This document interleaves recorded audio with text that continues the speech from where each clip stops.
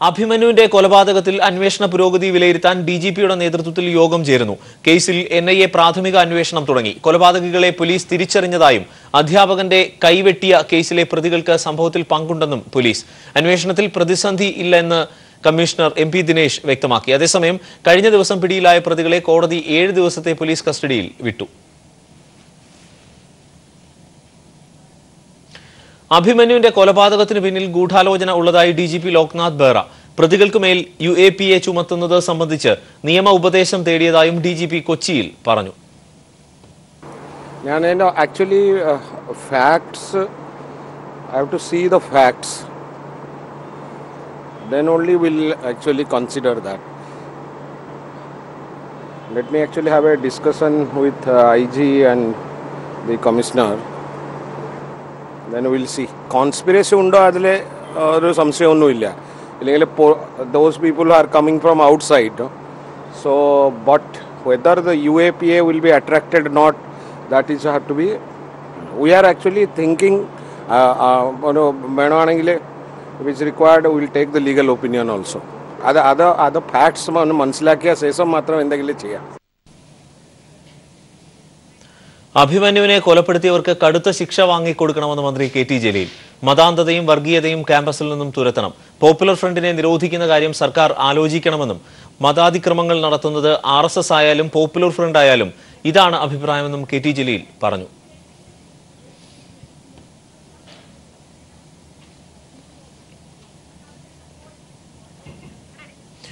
സ്വർണം നഷ്ടപ്പെട്ട പരാതിയിൽ പോലീസ് സുനിലിനെയും തന്നെയും മർദ്ദിച്ചിട്ടില്ലെന്ന് രാജേഷ്. ചങ്ങനാശ്ശേരിയിൽ ആത്മഹത്യ ചെയ്ത ദമ്പതികളിൽ സുനിൽകുമാറിന്റെ സുഹൃത്താണ് രാജേഷ്. കഴിഞ്ഞ 12 വർഷമായി സുനിലിനൊപ്പം ജോലി ചെയ്തിരുന്ന രാജേഷ് സ്വർണം നഷ്ടപ്പെട്ട ഉടമസ്ഥന് നൽകിയ പരാതിയിലെ 2ാം പ്രതിയാണ്.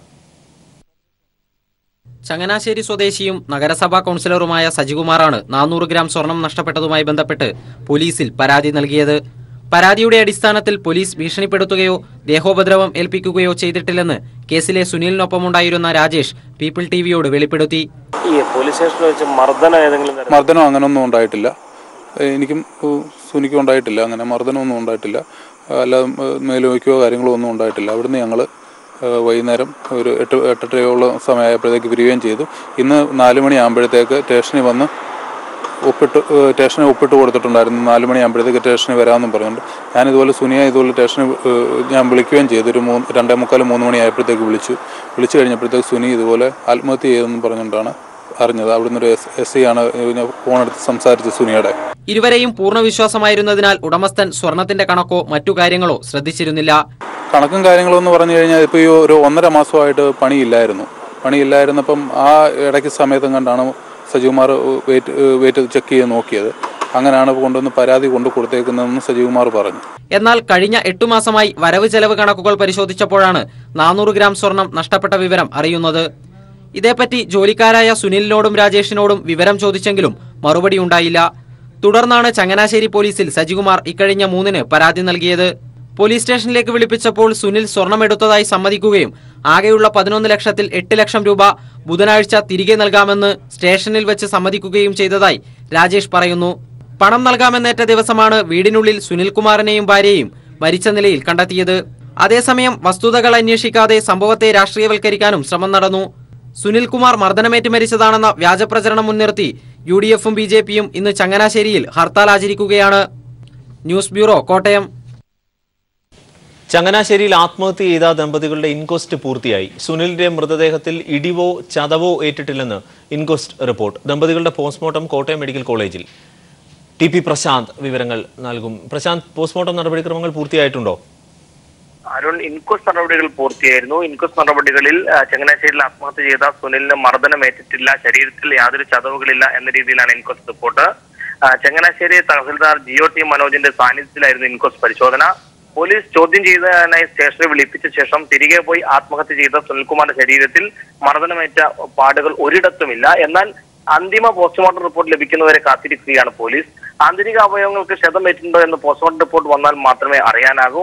അതേസമയം പോസ്റ്റ്മോർട്ടം നടപടികളുമായി ബന്ധപ്പെട്ട കാര്യത്തിൽ ചില തർക്കങ്ങൾ ഉന്നയിച്ചുകൊണ്ട് UDF നേതാക്കൾ രംഗത്തെത്തിയിരുന്നു. അതായത് ഈ പോസ്റ്റ്മോർട്ടം നടത്തുമ്പോൾ ആദ്യയുടെ സാന്നിധ്യത്തിൽ വേണം എന്നടക്കമുള്ള കാര്യങ്ങൾ ഉന്നയിച്ചുകൊണ്ടായിരുന്നു അവർ പ്രതിഷേധവുമായി രംഗത്തെത്തിയത്.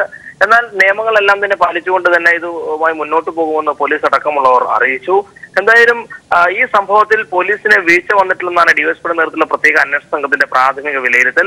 അതേസമയം രേഷ്മയ്ക്കെതിരെ പരാതി നൽകിയിട്ടില്ലെന്നും ചങ്ങനാശ്ശേരി പോലീസിൽ പരാതി നൽകിയത് സുനിൽകുമാറിന്റെ രാജേഷിനെതിരെ മാത്രമാണെന്നും അഡ്വക്കേറ്റ് സുനിൽകുമാർ പറഞ്ഞു. ദമ്പതികളുടെ ആത്മഹത്യയിൽ പ്രതിഷേധിച്ച് ചങ്ങനാശ്ശേരിയിൽ ഇപ്പോൾ UDFും BJPയും ഹർത്താൽ ആചരിക്കുകയാണ്. TP പ്രശാന്ത് വിവരങ്ങൾ നൽകിയത്. ദമ്പതികൾക്ക് എതിരെ പരാതി നൽകിയെന്ന ആരോപണം അടിസ്ഥാനരഹിതമാണെന്ന് അഡ്വക്കേറ്റ് സജികുമാർ. ചങ്ങനാശ്ശേരി പോലീസിൽ പരാതി നൽകിയത് സുനിൽകുമാറിനും രാജേഷിനുമെതിരെ മാത്രമാണ്. രേഷ്മയ്ക്കെതിരെ പരാതി നൽകിയിട്ടില്ല. നഷ്ടപ്പെട്ട സ്വർണം തിരികെ കിട്ടിയാൽ കേസ് അവസാനിപ്പിക്കാം എന്ന് സ്റ്റേഷനിൽ എഴുതി നൽകിയെന്നും അഡ്വക്കേറ്റ് സജികുമാർ പീപ്പിൾ TVയോട് പറഞ്ഞു. പോലീസ് ഡ്രൈവർ ഗവാസ്കർക്ക് മർദ്ദനമേറ്റ സംഭവത്തിൽ ADGPയുടെ മകൾ ഹൈക്കോടതിയെ സമീപിച്ചു. അന്വേഷണം സ്റ്റേ ചെയ്യണമെന്നാവശ്യപ്പെട്ടാണ് ഹൈക്കോടതിയെ സമീപിച്ചത്. സീരിയൽ നടി ഉൾപ്പെട്ട കള്ളനോട്ട് കേസിൽ 2 പേർ കൂടി പോലീസ് പിടിയിലായി. കൊല്ലത്ത് അച്ചടിയന്ത്രം എത്തിച്ചു നൽകിയ 2 പേരാണ് കട്ടപ്പനയിൽ നിന്ന് പിടിയിലായത്. ഇതോടെ കേസിൽ പിടിയിലായവരുടെ എണ്ണം 8ആയി.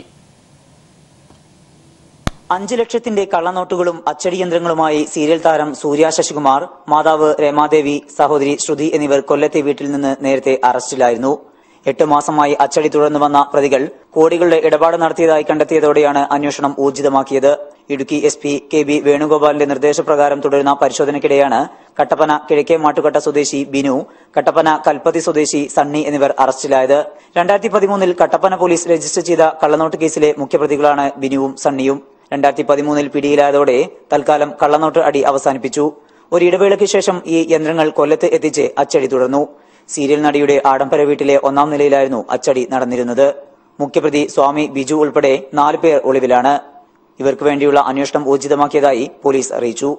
News bureau, Idukki. 1ാം ക്ലാസ് വിദ്യാർത്ഥിയെ അധ്യാപിക മർദ്ദിച്ചതായി പരാതി. വണ്ടിപ്പെരിയാർ സർക്കാർ സ്കൂളിലെ 1ാം ക്ലാസ് വിദ്യാർത്ഥി ഹരീഷിനാണ് ക്രൂരമായി മർദ്ദനമേറ്റത്. സമീർ വഴങ്ങോട് വിവരങ്ങൾ നൽകും. സമീർ, എന്താണ് സംഭവിച്ചത്? അരുൺ, 1ാം ക്ലാസ് വിദ്യാർത്ഥിക്ക് എതിരെയാണ് അധ്യാപികയുടെ ക്രൂരമായ മർദ്ദനം ഉണ്ടായത്. ഇന്നലെ ഉച്ചയ്ക്ക് ശേഷമായിരുന്നു സംഭവം.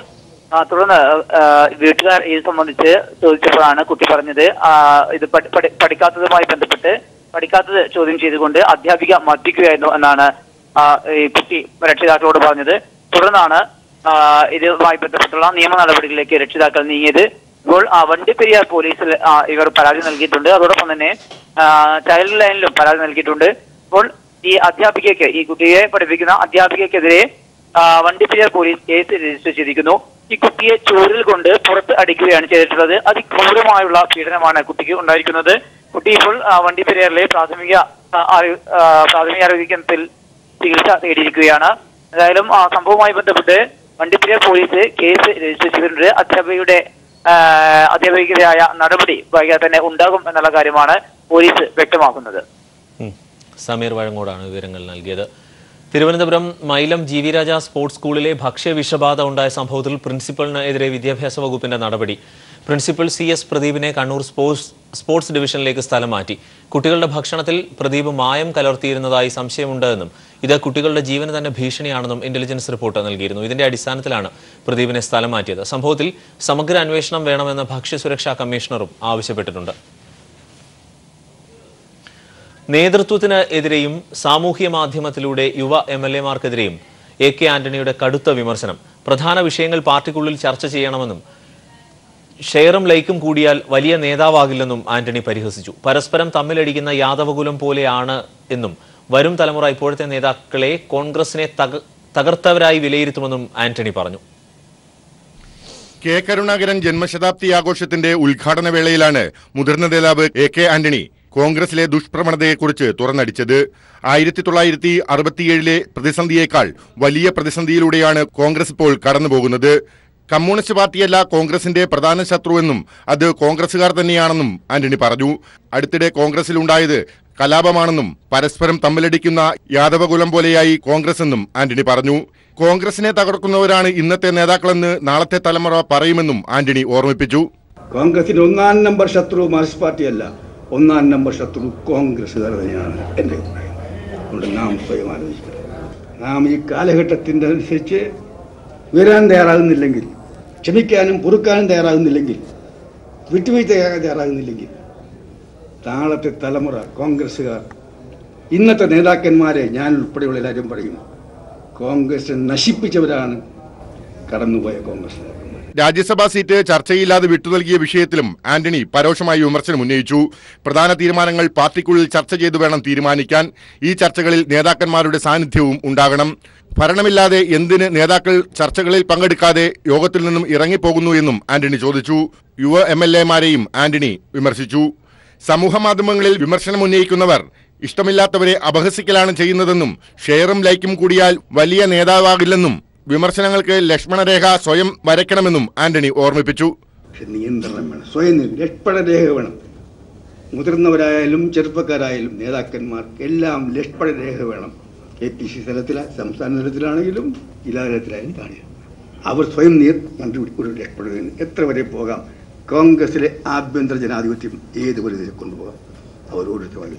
ചെങ്ങന്നൂരിലെ പാഠം ഉൾക്കൊണ്ട് കോൺഗ്രസ് മുൻപോട്ട് പോകണം. ചെങ്ങന്നൂരിൽ സർക്കാർ തന്ത്രത്തിന്റെ വിജയമാണ് ഉണ്ടായത്. കെ കരുണാകരൻ ഉണ്ടായിരുന്നുവെങ്കിൽ മറുതന്ത്രം മെനയുമായിരുന്നു എന്നു മാത്രമല്ല BJP കേരളത്തിൽ വളരുകയും ചെയ്യില്ലായിരുന്നുവെന്ന് ആന്റണി പറഞ്ഞു. News bureau, Thiruvananthapuram. അഭിമന്യു കൊലപാതകത്തിന്റെ അന്വേഷണ പുരോഗതി വിലയിരുത്താൻ DGPയുടെ നേതൃത്വത്തിൽ യോഗം ചേരുന്നു. കേസിൽ NIA പ്രാഥമികമായ അന്വേഷണം തുടങ്ങിയിട്ടുണ്ട്. കൊലപാതകികളെ പോലീസ് തിരിച്ചറിഞ്ഞതായും അധ്യാപകന്റെ കൈവെട്ടിയ കേസിൽ പ്രതികൾക്ക് സംഭവത്തിൽ പങ്കുണ്ടെന്നും പോലീസ്. അന്വേഷണത്തിൽ പ്രതിസന്ധിയില്ലെന്ന് കമ്മീഷണർ MP ദിനേശ് വ്യക്തമാക്കി. അതേസമയം കഴിഞ്ഞ ദിവസം പിടിയിലായ പ്രതികളെ കോടതി 7 ദിവസത്തെ പോലീസ് കസ്റ്റഡിയിൽ വിട്ടു. സിബി ജോസഫ് വിവരങ്ങൾ നൽകും. സിബി, അന്വേഷണ പുരോഗതി വിലയിരുത്തിയുള്ള യോഗത്തിൽ പ്രധാനമായും എന്തൊക്കെ നിരീക്ഷണങ്ങളാണ് ഉണ്ടായിട്ടുള്ളത്? അരുൺ, പ്രധാനമായും എറണാകുളം കൊച്ചി സെൻട്രൽ പോലീസ് സ്റ്റേഷനിലാണ് ഇപ്പോൾ DGP ലോക്നാഥ് ബെഹ്റയും അതോടൊപ്പം തന്നെ IGP Vijay Sakhare, DCP Himendranath, commissioner MP Dinesh ഉൾപ്പെടെയുള്ളവർ യോഗം ചേർന്നത്. ഇപ്പോൾ യോഗം അവസാനിച്ച് DGP മടങ്ങുകയും ചെയ്തു. പ്രധാനമായും ഈ കേസുമായി ബന്ധപ്പെട്ട് അറസ്റ്റിലായവർക്ക് എതിരെ UAPA ഉൾപ്പെടെയുള്ളവർ ചുമത്തുന്ന കാര്യത്തിൽ നിയമോപദേശം തരുമെന്ന് ലോക്നാഥ് ബെഹ്റ വ്യക്തമാക്കി. കൂടാതെ അന്വേഷണം ശരിയായ ദിശയിലാണ് പോകുന്നത്. കൂടുതൽ അറസ്റ്റുകൾ ഉടൻ ഉണ്ടാക്കുമെന്നും അദ്ദേഹം പറഞ്ഞു. ഇപ്പോഴത്തെ ഘട്ടത്തിൽ അന്വേഷണത്തെ കുറിച്ച് കൂടുതൽ കാര്യങ്ങൾ പറയാൻ കഴിയില്ലെന്നും അദ്ദേഹം വ്യക്തമാക്കുകയും ചെയ്തു. മുൻപ് കമ്മീഷണർ MP ദിനേശും ഇക്കാര്യം തന്നെയാണ് പറഞ്ഞത്. അന്വേഷണത്തെ കാര്യത്തിൽ ശരിയായ ദിശയിൽ തന്നെയാണ് പോകുന്നതെന്നും അദ്ദേഹം വ്യക്തമാക്കി. എന്തായാലും ഈ കേസുമായി ബന്ധപ്പെട്ടുകൊണ്ട് ഒരു തീവ്രവാദ ബന്ധമുണ്ടോ എന്ന കാര്യത്തിലാണ് കൃത്യമായ ഒരു അന്വേഷണം നടത്തുന്നത്. കാരണം ഈ അധ്യാപകന്റെ കൈവെട്ടിയ കേസിലെ പ്രതികൾക്കും അന്ന് പോപ്പുലർ ഫ്രണ്ട് ഉൾപ്പെടെയുള്ളവരായിരുന്ന കേസിലെ പ്രതികൾ ഇതിൽ 2 പേർ മാത്രമേ ജയിലുള്ളൂ, ബാക്കിയുള്ളവരെ തന്നെ പുറത്താണ്. കൂടാതെ 6 പേർ ഇപ്പോഴും ഒളിവിലാണ്. ആ ഒരു ഘട്ടത്തിൽ ഈ പ്രതികൾക്കും ഈ കേസിൽ നേരിട്ട് ബന്ധമുണ്ടോ എന്നും അല്ലെങ്കിൽ ഈ കേസിലെ പ്രതികളെ രക്ഷപ്പെടാൻ സഹായിച്ചിട്ടുണ്ടോ എന്നുള്ള കാര്യങ്ങളെല്ലാം തന്നെയും ഇപ്പോൾ പരിശോധിച്ചു വരികയാണ്. അതേസമയം തന്നെ ഈ കേസിൽ 3 പേർ മാത്രമേ അറസ്റ്റിലായിട്ടുള്ളൂ എന്ന് കഴിഞ്ഞ അല്പസമയം മുമ്പ് കമ്മീഷണർ സ്ഥിരീകരിക്കേണ്ടായി. ഈ 3 പേരെ റിമാൻഡ് ചെയ്തിരുന്നു. ഇവരെ ഇന്നിപ്പോൾ 7 ദിവസത്തേക്ക് പോലീസ് കസ്റ്റഡിയിൽ എറണാകുളം ചീഫ് ജുഡീഷ്യൽ മജിസ്ട്രേറ്റ് കോടതി വാങ്ങിക്കുകയും ചെയ്തിട്ടുണ്ട്. എന്തായാലും കേസിലെ മുഖ്യ പ്രതി ഈ അർജുനെ കുത്തിയ ഉൾപ്പെടെയുള്ള എല്ലാ പ്രതികളെയും തിരിച്ചറിഞ്ഞിട്ടുണ്ട്. ഇവർക്ക് വേണ്ടിയുള്ള അന്വേഷണം ഇപ്പോൾ ഊർജിതമാക്കിക്കൊണ്ടിരിക്കുകയാണ്. അരുൺ. സിബി ജോസഫ്, കൊച്ചിയിൽ നിന്ന്. UDF അനുകൂല പോലീസ് ഓഫീസർമാർ കണ്ണൂരിൽ രഹസ്യയോഗം ചേർന്നു. കഴിഞ്ഞ വ്യാഴാഴ്ച കണ്ണൂരിലെ സ്വകാര്യ ഹോട്ടലിലാണ് മുൻ പോലീസ് അസോസിയേഷൻ ഭാരവാഹികൾ രഹസ്യയോഗം ചേർന്നത്. പോലീസ് അസോസിയേഷൻ തെരഞ്ഞെടുപ്പിന് മുന്നോടിയായാണ് യോഗം ചേർന്നത്. ഔദ്യോഗിക ആവശ്യത്തിന് എത്തിയ PN ഉണ്ണിരാജൻ യോഗത്തിൽ പങ്കെടുത്തതും വിവാദമായി. കണ്ണൂർ ജില്ലയിലെ സർക്കാർ വിരുദ്ധ നീക്കങ്ങൾക്ക് ചുക്കാൻ പിടിക്കുന്ന പോലീസ് ഓഫീസർമാരാണ് രഹസ്യയോഗം ചേർന്നത്. ഈ മാസം അവസാനം നടക്കാനിരിക്കുന്ന police association, police officers association തെരഞ്ഞെടുപ്പുകൾക്ക് മുന്നോടിയായാണ് യോഗം ചേർന്നത്. സർക്കാരിനെ സമ്മർദ്ദത്തിലാക്കാനുള്ള രഹസ്യ പദ്ധതികൾക്ക് രൂപം നൽകിയതായും സൂചനയുണ്ട്. പോലീസ് അസോസിയേഷൻ മുൻ കണ്ണൂർ ജില്ലാ പ്രസിഡന്റ് KM മനോജ്, മുൻ ജില്ലാ സെക്രട്ടറി KJ മാത്യു തുടങ്ങി 16ഓളം പോലീസ് ഓഫീസർമാരാണ് രഹസ്യയോഗത്തിൽ പങ്കെടുത്തത്. ഔദ്യോഗിക ആവശ്യത്തിനായി കണ്ണൂരിൽ എത്തി യോഗത്തിൽ പങ്കെടുത്ത എറണാകുളം ക്രൈംബ്രാഞ്ച് മുൻ SP ആയ PN ഉണ്ണിരാജൻ വിവാദത്തിലായി. സർവീസിൽ നിന്ന് വിരമിക്കുന്ന ഉണ്ണിരാജന് യാത്രയയപ്പ് എന്ന രീതിയിൽ കൂട്ടായ്മ സംഘടിപ്പിച്ച് അതിന്റെ മറവിലാണ് രഹസ്യയോഗം ചേർന്നത്. CPIM പ്രവർത്തകനായ മനോജിനെ വധിച്ച കേസിൽ യഥാർത്ഥ പ്രതികളെ രക്ഷിക്കാൻ അന്നത്തെ അന്വേഷണ ഉദ്യോഗസ്ഥനായ P സുകുമാരൻ ശ്രമിച്ചു എന്ന പരാതി അന്വേഷിക്കാനാണ് ഉണ്ണിരാജൻ കണ്ണൂരിലെത്തിയത്. ഔദ്യോഗിക വാഹനവും ഡ്രൈവറെയും ഒഴിവാക്കിയാണ് ഉണ്ണിരാജൻ രഹസ്യയോഗത്തിന് പോയത്. ഔദ്യോഗിക സംഘടനകളല്ലാതെ യാത്രയയപ്പ് കൂട്ടായ്മ ഉൾപ്പെടെ സംഘടിപ്പിക്കുന്നത് സർവീസ് ചട്ടങ്ങൾക്ക് വിരുദ്ധമാണ്. കണ്ണൂർ പോലീസ് മേധാവിയായിരുന്ന ഉണ്ണിരാജൻ സ്ഥലം മാറിപ്പോകുമ്പോൾ പോലീസ് അസോസിയേഷൻ ഫണ്ട് അനധികൃതമായി ഉപയോഗിച്ച് ഇതേ ആളുകൾ നേരത്തെ നടത്തിയ പരിപാടിയും വിവാദമായിരുന്നു. News bureau, Kannur. Nipah virus ബാധയെ തുടർന്ന് കേരളത്തിൽ നിന്നുള്ള പഴം, പച്ചക്കറി ഇറക്കുമതിക്ക് ഏർപ്പെടുത്തിയിരുന്ന നിരോധനം UAE പിൻവലിച്ചു. കഴിഞ്ഞ മാസം 29-നാണ് UAE കാലാവസ്ഥാ പരിസ്ഥിതി മന്ത്രാലയം നിരോധനം ഏർപ്പെടുത്തിയത്. കേരളത്തിൽ നിപ വൈറസ് പടരുന്നതായുള്ള ലോകാരോഗ്യ സംഘടനയുടെ റിപ്പോർട്ടിന്റെ അടിസ്ഥാനത്തിലായിരുന്നു നിരോധനം. കേരളത്തിൽ നിന്ന് UAE-യിലേക്ക് കയറ്റുമതി ചെയ്യുന്ന പഴം, പച്ചക്കറി എന്നിവ നിപ വൈറസ് വിമുക്തമാണ് എന്ന സർട്ടിഫിക്കറ്റും അധിക രേഖയായി സമർപ്പിക്കണം എന്ന് മന്ത്രാലയം നിർദ്ദേശിച്ചിട്ടുണ്ട്. സുപ്രീം കോടതി ഇടപെട്ടിട്ടും ദില്ലിയിലെ അധികാര തർക്കം അവസാനിക്കുന്നില്ല. തെരഞ്ഞെടുക്കപ്പെട്ട സർക്കാരിനാണ് അധികാരം എന്ന് സുപ്രീം കോടതി വിധിച്ചിട്ടും ദില്ലി സർക്കാരിന്റെ ഉത്തരവ് നിരസിക്കുകയാണ് IAS ഉദ്യോഗസ്ഥർ. എന്നാൽ ഉത്തരവ് നിരസിച്ചതിനെ തുടർന്ന് വക്കീലുമായുള്ള കൂടിക്കാഴ്ചയ്ക്ക് ശേഷം സുപ്രീം കോടതിയെ സമീപിക്കാനാണ് ആം ആദ്മി സർക്കാരിന്റെ തീരുമാനം. ഹരീഷ്, പോലീസ്, ക്രമസമാധാനം എന്നിവ മാത്രമേ കേന്ദ്രത്തിന് കീഴിലുള്ളൂ. മറ്റുള്ള അധികാരങ്ങളെല്ലാം സംസ്ഥാന സർക്കാരിനാണെന്ന് കഴിഞ്ഞ ദിവസത്തെ വിധിയിൽ സുപ്രീം കോടതി വ്യക്തമാക്കിയിട്ടുണ്ട്. എന്നാൽ സർക്കാർ ഉദ്യോഗസ്ഥരെ സ്ഥലം മാറ്റാനുള്ള അധികാരം മുഖ്യമന്ത്രിക്കില്ലെന്നും ഇതിനുള്ള അധികാരം ലഫ്റ്റനന്റ് ഗവർണർക്ക് തന്നെയാണെന്നുമുള്ള കേന്ദ്ര ആഭ്യന്തര മന്ത്രാലയത്തിന്റെ ഉത്തരവ് ചൂണ്ടിക്കാട്ടിയാണ് സ്ഥലം മാറ്റ നടപടിക്കെതിരെ IAS രംഗത്ത് വന്നിരിക്കുന്നത്. സുപ്രീം കോടതിയുടെ ഉത്തരവിനു ശേഷം ലഫ്റ്റനന്റ് ഗവർണർമാർക്ക് സ്ഥലം മാറ്റ ഉത്തരവിലോ നിയമന ഉത്തരവിലോ ഒപ്പുവെക്കാൻ സാധിക്കില്ലെന്നാണ് സർക്കാരിന്റെ വിലയിരുത്തൽ. കേന്ദ്ര സർക്കാർ केवल 3 सब्जेक्ट पे पावर है. उसके अलावा केंद्र सरकार के पास में 3 सब्जेक्ट में इंटरवेंशन कानून बनाने के अलावा कोई पावर नहीं है. सिर्फ इतना ही नहीं लिखा, उन्होंने ये भी लिखा है कि किसी अन्य सब्जेक्ट पे पावर नहीं है, ये भी स्पष्ट किया है.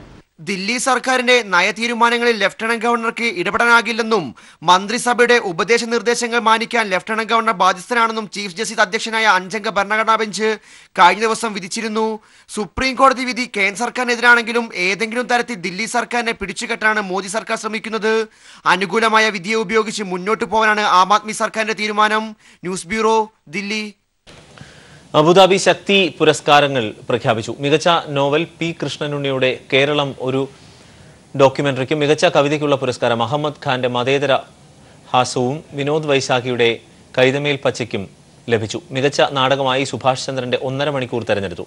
ചെറുകഥയ്ക്കുള്ള പുരസ്കാരം GR ഇന്ദുഗോപന്റെ കൊല്ലപ്പാട്ടി ദയയ്ക്കും ലഭിച്ചു. ബാലസാഹിത്യത്തിന് K. രാജേന്ദ്രന്റെ RCCയിലെ അത്ഭുത കുട്ടികൾ എന്ന പുസ്തകവും പുരസ്കാരത്തിന് അർഹമായി. P. കരുണാകരൻ MP, കവി പ്രഭാവർമ്മ എന്നിവരാണ് പുരസ്കാരങ്ങൾ പ്രഖ്യാപിച്ചത്. വാർത്താ സമ്മേളനത്തിൽ ശക്തി തായാട്ട് ശങ്കരൻ പുരസ്കാരവും ശക്തി എരുമേലി പരമേശ്വരൻ പിള്ള പുരസ്കാരവും പ്രഖ്യാപിച്ചു.